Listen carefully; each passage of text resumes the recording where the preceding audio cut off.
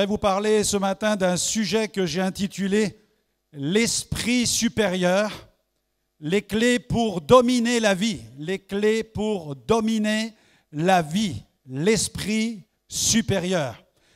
Confesse avec moi l'esprit supérieur. Amen. Dieu désire te donner un esprit supérieur. Dans le psaume 68, verset 28, psaume 68, verset 28, il est écrit « Ton Dieu ordonne ». Amen. Ton Dieu ordonne que tu sois fort. Ton Dieu ordonne que tu sois puissant. Amen. Dis-le dans l'oreille de ton voisin. Ton Dieu ordonne que tu sois puissant. Amen. Vous qui nous écoutez sur les réseaux, notre Dieu ordonne que vous soyez puissants. Amen. Et ce passage souligne vraiment le fait que Dieu nous appelle, il appelle les croyants à être forts et puissants.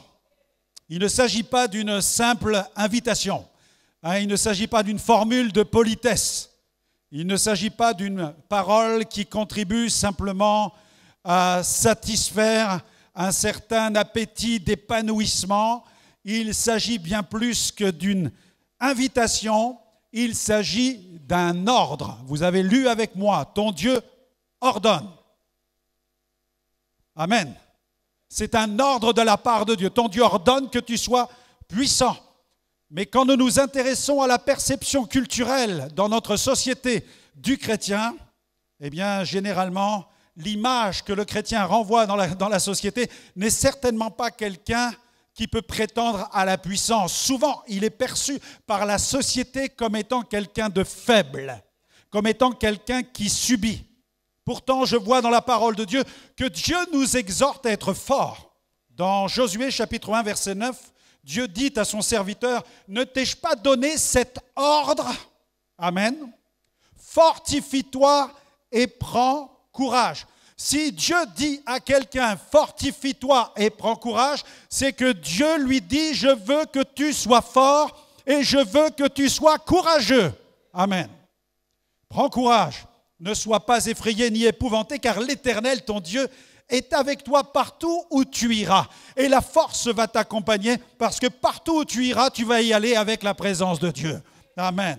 De même, l'apôtre Paul rappelle aux chrétiens de Corinthe, bien que nous puissions paraître faibles aux yeux du monde, il rappelle aux chrétiens de Corinthe que notre force réside dans la puissance de Dieu. Dans 2 Corinthiens 4, 7, mais ce trésor, le trésor de Christ, le trésor de la révélation de Jésus-Christ, ce trésor, nous le portons dans des vases de terre, donc des vases fragiles, afin que cette grande puissance... Donc Paul est en train de déclarer qu'il y a dans les vases fragiles une grande puissance.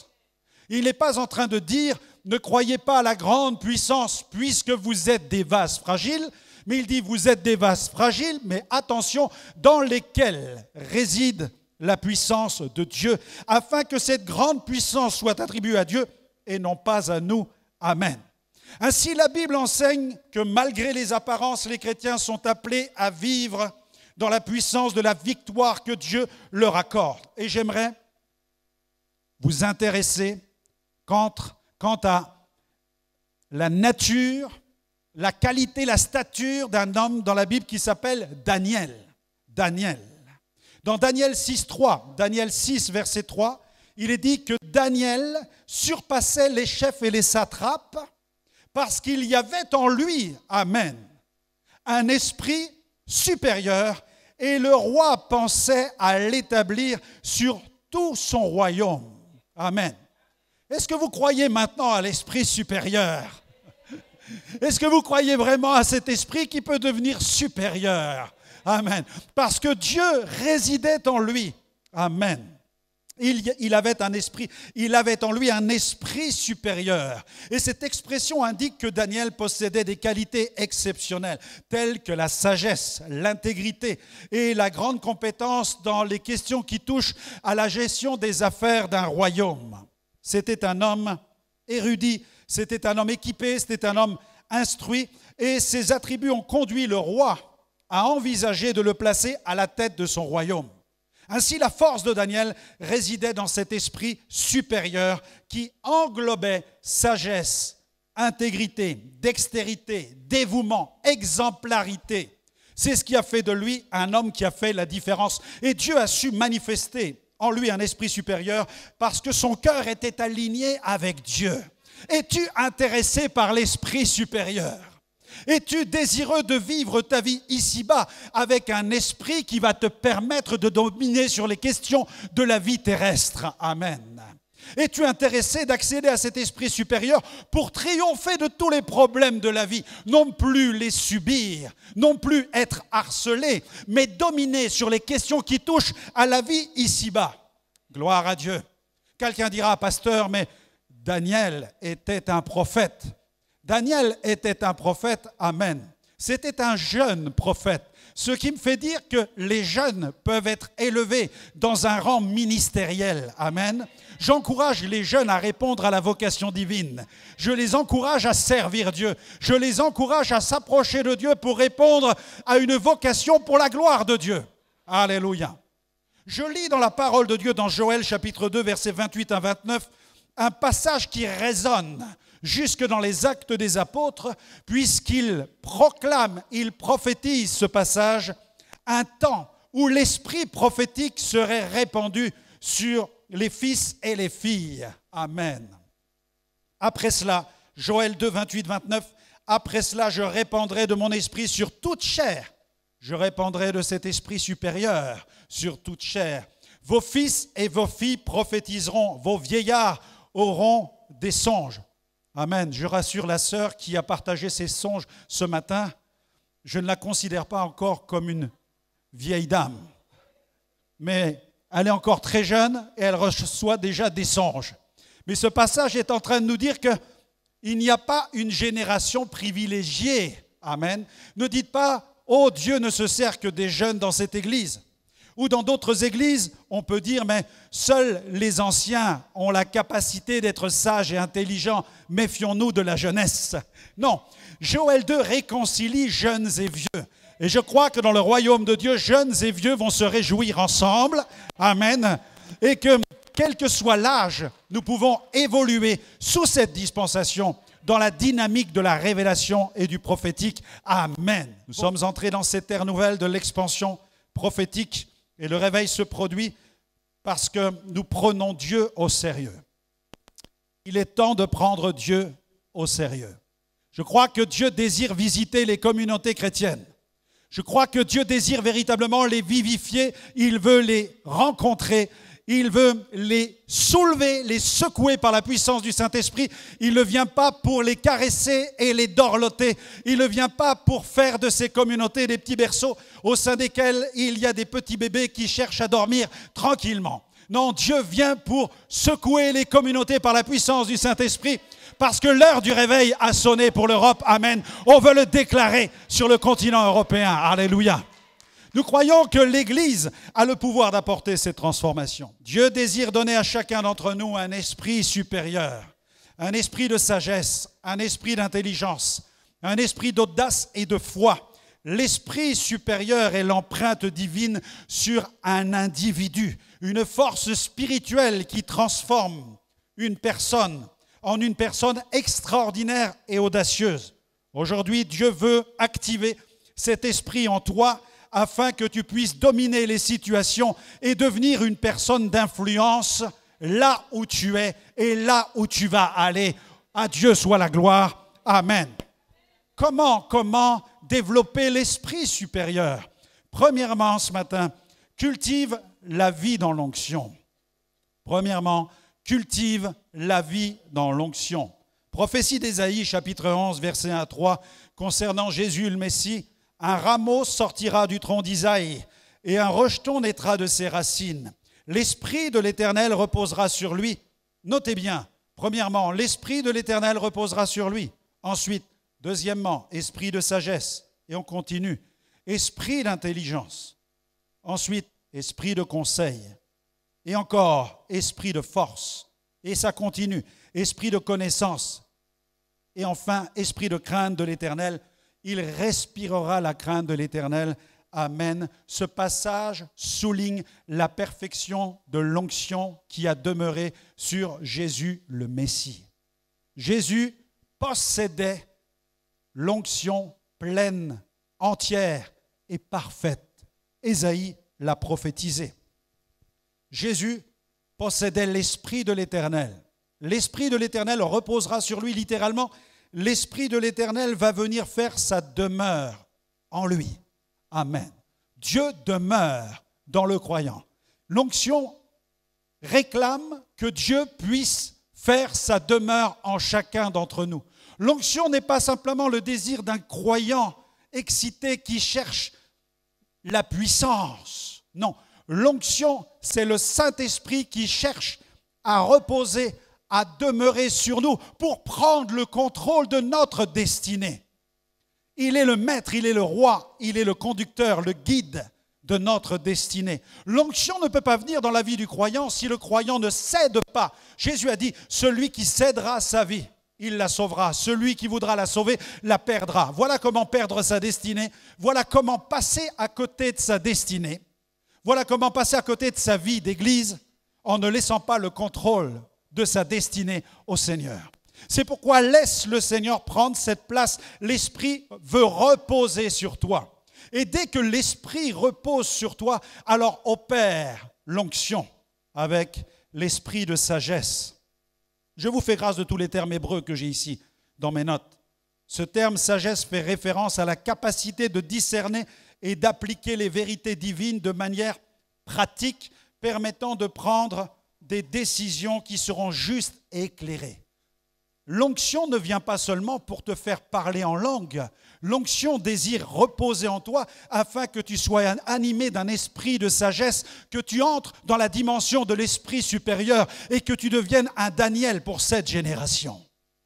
Est-ce qu'il y a des candidats pour devenir des Daniel? Amen. Est-ce qu'il y a des candidats pour devenir des Joseph? Amen. Est-ce qu'il y a des candidats pour devenir des Jérémie? Amen. Des candidats pour être des Ruth? Amen. Des candidats pour être des Esther? Amen. Des candidats pour être des Moïse? Amen. Des candidats pour être des Josué? Amen. Tous ont fait la différence parce qu'ils étaient dotés d'un esprit supérieur. Ils étaient dotés d'un esprit supérieur parce que l'onction de Dieu reposait sur eux. L'onction veut reposer sur toi et dès qu'elle repose, Dieu te donne un esprit de sagesse, mais ça continue, esprit d'intelligence. Cela concerne la compréhension profonde des choses spirituelles, offrant une perception claire des mystères divins et des complexités de la vie. L'intelligence qui va venir de la part de Dieu. Un esprit de conseil qui dénote l'aptitude de donner des avis judicieux, pertinents, à planifier avec discernement et à guider les autres selon la volonté divine. Un esprit de force, amen, qui représente le courage, la vaillance et la détermination nécessaires pour surmonter les obstacles et accomplir la mission divine. Mais ça continue. Un esprit de connaissance qui implique une connaissance intime de Dieu et l'accès à la révélation de Dieu, où dans sa grâce, Dieu va te permettre d'accéder à des fragments d'une connaissance que seul lui-même, il possède. Alléluia. L'onction va te communiquer cela. Mais aussi un esprit de crainte de l'Éternel qui évoque un profond respect de Dieu, une révérence et une vénération qui est due à Dieu, parce que je reconnais en Dieu la sainteté, la puissance, la justice, la majesté et la gloire. Amen. Je ne joue pas à l'enfant de Dieu. Je ne m'amuse pas avec Dieu. Je suis prosterné devant Dieu. Je sers le grand Dieu, le Tout-Puissant, et j'entre dans ma destinée glorieuse pour que le royaume de Dieu soit annoncé à cette génération. Alléluia. Est-ce que tu peux proclamer la gloire de Dieu, élever son nom et le célébrer, où j'explose sur l'estrade au nom de Jésus. Alléluia. Gloire à Dieu. Cette onction manifestée dans la vie de Jésus, qui constitue ce que j'appelle la plénitude même de l'onction du Saint-Esprit. Un appel pour nous à tendre vers la perfection. Et Jésus, tout au long de son ministère, il l'a vécu sous l'onction. L'Esprit de Dieu reposait sur lui. Vous vous souvenez des passages de la Bible? Il est rempli du Saint-Esprit et parce qu'il est rempli, il est conduit par le Saint-Esprit dans le désert où il va être dans un combat pendant 40 jours et 40 nuits contre Satan. et il va triompher de la puissance du tentateur qui aura usé de tous les habiles artifices. Il va en triompher et Jésus va ressortir de ce lieu de la tentation, nous dit la Bible, revêtu du Saint-Esprit. Et ensuite, il va dans une synagogue où là, les rouleaux du livre d'Ésaïe lui sont remis, Ésaïe 61. Et Jésus fait la lecture. Et quand il fait la lecture, eh bien tout à coup, c'est l'histoire, c'est la parole prophétique historique qui rencontre l'actualité, car Jésus va dire, aujourd'hui, cette parole de l'Écriture est accomplie. Mais quelle parole, alléluia. Luc 4, 18, l'Esprit du Seigneur est sur moi, parce qu'il m'a oint pour. Alléluia. Est-ce que je peux entendre un amen à cela? Il m'a oint pour. On est oint pour quelque chose. On est oint pour libérer l'Évangile. On est loin pour rendre libres les esclaves. Alléluia. On est loin pour apporter le bonheur dans un monde désœuvré au nom de Jésus. Il m'a oint pour annoncer une bonne nouvelle aux pauvres. Il m'a envoyé pour guérir ceux qui ont le cœur brisé, pour proclamer aux captifs la délivrance, aux aveugles le recouvrement de la vue, pour renvoyer libres les opprimés. Amen. Et je lis dans les Actes des Apôtres, chapitre 10, verset 38, « Vous savez comment Dieu a oint du Saint-Esprit et de force Jésus de Nazareth qui allait de lieu en lieu, faisant du bien et délivrant tous ceux qui étaient sous l'empire du diable, car Dieu était avec qui? Avec lui. Pourquoi? Parce qu'il était rempli de l'Esprit de Dieu et de l'Esprit de force, parce que l'Esprit de Dieu reposait sur lui. » La question cruciale ce matin est celle-ci. Tu désires accéder à un esprit supérieur pour dominer les questions de la vie? Est-ce que l'Esprit de Dieu repose vraiment sur toi? Est-ce que tu as fait place à l'Esprit de Dieu? Est-ce que tu l'accueilles pour qu'il vienne établir le règne de Dieu? Comment vivre le règne de Dieu si Dieu ne règne pas sur toi? Comment vivre les miracles tant annoncés et prophétisés dans les Actes des Apôtres si le Dieu des Actes des Apôtres ne vit pas en toi? Comment entrer dans la dynamique de révélation, de puissance, de guérison et de miracles si le Dieu de l'Évangile n'a pas la première place au cœur de ta vie? Waouh! Alléluia! Seigneur, c'est ma prière, règne en moi, établis ton règne, que ton règne soit fait, que ton règne s'accomplisse, que ton règne se fasse sur la terre, que ton règne vienne, qu'il se manifeste en moi, au nom de Jésus. Amen. Seule l'onction pourra te doter d'un esprit supérieur. Alors fais cette prière. Dieu, j'ai besoin que ton esprit repose sur moi. Amen. Gloire à Dieu. Acte 5, 32, un verset qui a révolutionné ma vie. Acte 5, 32. Car Dieu donne son Saint-Esprit à ceux qui lui obéissent. Quelqu'un dira, mais je ne comprends pas, pasteur, parce que je ne vis pas dans l'onction et pourtant je parle en langue. Mais on peut parler en langue et ne pas vivre dans l'esprit. On peut un jour avoir fait l'expérience du baptême dans le Saint-Esprit avec le parler en langue, mais ce n'est pas parce qu'un jour tu étais baptisé du Saint-Esprit que tu as parlé en langue que tu as toujours l'Esprit de Dieu. Bien des gens caquettent comme des poules, mais ils n'ont plus l'onction. Ils n'ont plus l'onction du Saint-Esprit. Ils font be-babu. Ils disent qu'ils parlent en langue, mais ils n'ont plus l'Esprit. David n'a-t-il pas dit, Seigneur, ne me retire pas ton Saint-Esprit? Ce qui veut dire qu'on peut perdre le Saint-Esprit si l'on devient une citerne crevassée. Tout ce que Dieu nous donne se disperse parce que nous ne veillons pas à garder l'onction du Saint-Esprit. On peut parler en langue, mais ne plus être rempli du Saint-Esprit. Voilà pourquoi Paul, quand il écrit à des églises pentecôtistes, il dit « Soyez remplis du Saint-Esprit ». S'il l'était déjà, il n'aurait pas besoin de le dire. S'il le dit, c'est que de façon implicite, il sait que bon nombre d'entre eux vivent dans la chair. Voilà pourquoi aux Galates, il écrit tout un chapitre sur la marche dans la chair et la marche dans l'esprit. Et il dit, marchez dans l'esprit, vous n'accomplirez pas les désirs de la chair. Voilà maintenant la réponse que tu attendais. Tu te disais, pourquoi suis-je si souvent vaincu? Pourquoi est-ce que je ne connais pas la victoire? Eh bien, tout simplement parce que l'esprit ne demeure pas suffisamment dans ta vie. Il est temps de revenir à la présence de Dieu et à la crainte respectueuse de l'Éternel. Amen. Gloire à Dieu. Gloire à Dieu. Dieu donne le Saint-Esprit à ceux qui lui obéissent. Amen. Jésus dit aux Juifs qui l'écoutent, dans Jean 8, 31, 32, il dit, Il dit aux Juifs qui avaient cru en lui, si vous demeurez dans ma parole, vous êtes vraiment mes disciples. Vous connaîtrez la vérité vous affranchira si vous demeurez dans ma parole. L'onction a aussi le pouvoir de te guider, de te conduire. Vous connaissez ce passage de Romains 8, verset 14. Tous ceux qui sont conduits par l'Esprit de Dieu sont fils de Dieu. Amen. Gloire à Dieu. La façon avec laquelle tu vas conduire ta vie est la conséquence de ton statut réel de fils et de fille de Dieu. Si tu es fils ou fille de Dieu, ça va être déterminant quant à la conduite de ta destinée. Parce que le fait d'être fils et de fille de Dieu te rend prophétique et va te faire entrer dans ce que Dieu a déjà planifié pour toi. Amen. Deuxièmement, pour accéder à l'esprit supérieur, cultive l'excellence.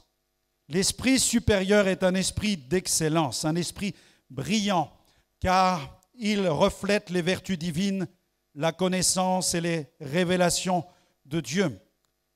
Miles Monroe a déclaré « L'excellence n'est jamais un accident. C'est toujours le résultat d'une intention élevée, d'un effort sincère et d'une exécution intelligente. L'intelligence peut vous faire réussir un examen, mais seule la sagesse peut vous faire réussir votre vie. Chaque décision que vous prenez aujourd'hui façonne votre avenir. La sagesse vous aide à choisir le bon chemin. Nous avons besoin d'un esprit d'excellence. Les Écritures affirment que Daniel, doté de l'esprit supérieur, était capable de révéler les fragments de la sagesse infinie de Dieu. Parce qu'il fréquentait, il était en communion avec le cœur de Dieu. Il manifestait des vertus irréprochables. Daniel respectait les principes divins. Il refusait de se compromettre. C'est un grand défi pour tous les chrétiens contemporains aujourd'hui de ne pas tomber dans la compromission. Sa loyauté envers Dieu surpassait sa crainte des hommes, car elle lui conférait une grande force morale. Et il se distinguait par une vie spirituelle qui était constante, qui était rigoureuse et non pas une vie spirituelle en dents de scie. Tu ne peux pas vivre ta vie spirituelle sur la montagne le dimanche matin et toute la semaine dans la vallée à la maison. Dieu désire que tu sois sur la montagne toute l'année. Amen. Dieu désire que tu te tiennes dans les lieux très hauts, dans sa présence. Alléluia. Tu dois faire le choix d'une vie spirituelle intense et abondante et non pas d'une vie chrétienne au coup par coup, mais d'une vie véritablement alignée avec Dieu. Lou Engle a déclaré, Lou Engle, c'est le moteur d'un ministère qui s'appelle The Call, l'appel. C'est un appel à un mouvement mondial de réveil. Il a déclaré l'histoire appartient à ceux qui intercèdent. Est-ce que j'ai quelqu'un dans la salle? L'histoire appartient. Comprends bien ce qu'il déclare. L'histoire, c'est quelque chose qui se déroule sans cesse. L'histoire évolue sans cesse. Et quelqu'un a dit, l'histoire apprend à l'homme que l'homme n'apprend rien de l'histoire. C'est pourquoi il est important que nous apprenions de l'histoire des réveils. Et Lou Engle nous ramène dans cette prise de conscience de l'histoire qui appartient à ceux qui intercèdent. Le réveil commence quand nous prenons la prière au sérieux. C'est pourquoi Dieu fait tout par la prière. C'est ce que disait le revivaliste méthodiste John Wesley. Dieu fait tout par la prière, mais il ne fait rien sans elle. Et le rendez-vous, l'invitation, la convocation est adressée à chacun d'entre nous. Si nous voulons accéder à l'esprit supérieur, nous devons emprunter le chemin de l'esprit d'excellence comme Daniel. Et faire de la prière une véritable priorité. Je t'encourage à prier. Tu dois réformer ta vie spirituelle et t'engager concrètement dans un programme de prière. Engage-toi dans les programmes de prière de Gospel Vision Center, les soirées des guerriers de prière, tous les jeudis soirs, les saisonnales de jeûne qui précèdent les grandes conventions, les grandes célébrations que nous organisons ici. Rejoins aussi sur WhatsApp, si tu le souhaites, les marcheurs de prière. Nous avons des bien-aimés qui chaque semaine parcourent des rues à Troyes ou dans leur village. Ils vont intercéder, ils prient, ils marchent. Et partout où ils vont, ils déclarent que le réveil vient sur la ville afin de faire tomber les forteresses comme celles qui sont tombées au jour de la prise de Jéricho. Est-ce qu'on peut proclamer la gloire de Dieu si nous voulons voir les murailles tomber? Alléluia. Rejoins les groupes de maison. Nous avons pas loin d'une quinzaine de groupes de maisons sur l'agglomération et d'autres vont bientôt s'ouvrir, amen, où là, dans ces groupes de maisons, des frères et sœurs, des bien-aimés se réunissent chaque semaine pour saturer le quartier où ils habitent afin que le royaume de Dieu puisse l'impacter.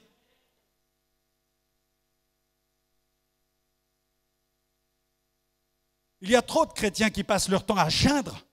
Ils sont dans leur quartier, ils voient leur village et nous déclarons des choses négatives sur nos villages. Nous disons, regarde Dieu, comment le village se trouve, regarde ce qui se passe, regarde l'actualité, regarde ce qui se passe à la télévision, regarde la jeunesse, regarde les trafics de drogue. Et nous comptons les points négatifs. Bien-aimés, la seule solution de transformer un désert ne consiste pas à le maudire, mais à le bénir. Le seul moyen de transformer ton désert, c'est de proclamer la parole de vie dans le désert devant lequel tu te trouves. Et Dieu va commencer à le transformer parce qu'il va arracher de ta vision le désert devant lequel tu te trouves. Tu vas commencer à percevoir dans l'esprit le pays promis que Dieu va fabriquer devant toi, que Dieu va développer devant toi. Commence à déclarer la vie sur ta famille. Commence à déclarer la vie sur ton immeuble. Commence à déclarer la vie sur ton quartier. Commence à déclarer la vie sur la ville où tu habites au nom de Jésus. Déclare la puissance de vie sur l'agglomération tout entière. Déclare la puissance de vie sur le département. Déclare-le sur la France. Et Dieu va visiter notre pays. Il va le bénir avec puissance et gloire. Offre une acclamation au Seigneur. Si tu veux que ces choses se produisent, appelle-les et elles vont venir se réaliser. À Dieu soit la gloire. Troisième point, si tu veux accéder à l'esprit supérieur, cultive l'esprit enthousiaste. Cultive l'esprit enthousiaste. Un terme qui vient du grec entheos, et vous avez reconnu le mot théos. Cela signifie être rempli de Dieu. Être enthousiaste, littéralement, signifie être rempli de Dieu. Amen. Bien-aimés, l'enthousiasme, c'est ce que déclarait Robert Schuller. L'enthousiasme est contagieux. Amen. Soyez une source d'énergie positive et voyez comment votre entourage va s'en trouver transformé. Libérez la joie. Proclamez la joie. Soyez joyeux. Réjouissez-vous en lui. J'ai l'occasion, avec Pasteur Stéphane, on a eu l'occasion de rencontrer Claudio Freyson à Amsterdam. Et c'est un homme qui a été utilisé pendant de nombreuses années, depuis une quarantaine d'années qu'il exerce son ministère. Dieu l'a utilisé à Buenos Aires et plus particulièrement dans les années 90, quand il a commencé à prêcher dans un parc. Les gens venaient l'écouter, il a démarré l'église Roi des Rois, il l'a démarré dans un parc. Et quand il prêchait dans le parc, les gens s'approchaient. Et pour la première fois en Argentine, quand il a commencé à prier pour des gens, il s'est rendu compte que les gens tombaient.